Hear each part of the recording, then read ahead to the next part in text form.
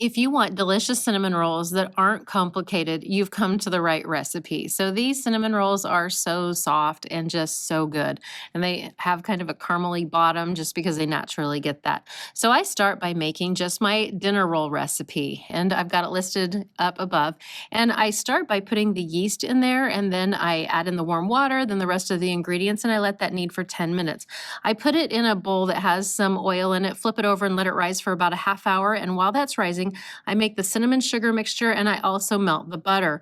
So after that dough is risen, I put it out on a floured surface and I roll it out, and I just try to get it about that size. I try to make it rectangular and kind of even on the edges, but it doesn't have to be perfect. And then I'm going to put that butter out there and then that cinnamon sugar mixture, and now I'm just going to roll it up. I use kind of a stretch and pull method. So see how I'm just kind of rolling it, pulling it back towards me, and now I'm just trying to make everything even. So I've got it all rolled. I'm just filling with my hands to make sure that it's not fatter on one end or in an area, so everything is nice and uniform.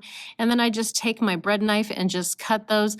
I try to get it into about 1.5 inches thick, and it's about between 9 and 12 per pan. It makes about 24 rolls, and then I put it in a 350-degree oven and bake it. And while that's baking, I'm making the frosting. It's just a basic cream cheese frosting, and I do have the full recipe listed below. And then I love to zigzag that frosting over it, and these are amazing.